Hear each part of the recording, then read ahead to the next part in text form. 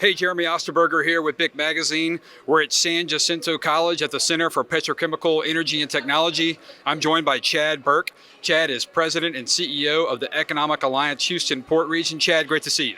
Thank you, Jeremy. Appreciate it. Appreciate y'all being here. Chad, give us an update on the project pipeline here in 2020.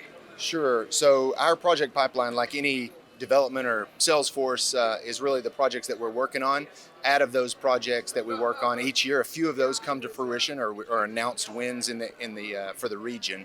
Right now, we're working on about 34 projects. That equates to a little over 2,000 permanent jobs or direct jobs, and somewhere close to $8 billion in potential capital investment.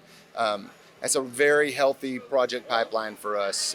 In fact, as we speak right now, that's probably the largest that those numbers have been over the last 4 or 5 years. Chad, we're in 2020. What is the number one priority as far as the Economic Alliance Houston Port Region? So, great question. And in the things that we do to help bring capital here, we always have to be mindful of the growth and what that does to our infrastructure and what that does to things like our workforce. Are we staying competitive? Are we still being able to move people and product through this region? Or do we have enough workforce to support it? So number one for 2020 is the widening project for the Houston Ship Channel.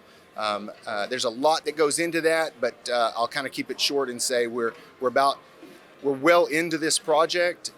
We should receive the Chief's report from the U.S. Corps of Engineers in late April, which is the engineer's stamp of approval on that project.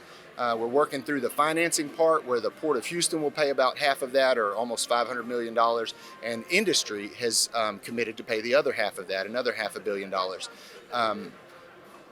To authorize that project, we need it approved by Congress because it is a federal waterway. The Water Resources Development Act, or the WRDA bill, is the vehicle or the bill that we will authorize that widening, and it's our goal. And we are working steadily, almost weekly, on that goal with our federal lawmakers to get that bill passed this year. We had a chance to sit down with Speaker Pelosi 2 weeks ago. She committed publicly that she felt that bill could and should be passed this year. We followed that up last week with visits to D.C. to our local Texas contingent to make sure that they were aware of that. So a lot of good progress, a lot of good momentum. We still have some hurdles to jump. So we're going to continue to work really hard on making that path to a wider ship channel, which will allow us to remain competitive. It will allow our very large crude carriers and our very large container ships pass without having to stop traffic and just go one way. So that's the key to the whole thing. We have to widen the channel so that the very large, latest ships that are being built can move at the same time simultaneously. And so important to modernize our port. So, Chad, thank you so much for your time, and really appreciate it. Appreciate it, Jeremy. Thank you, and thanks to BIC for everything you guys do. Great. And for more videos, visit bicmagazine.com.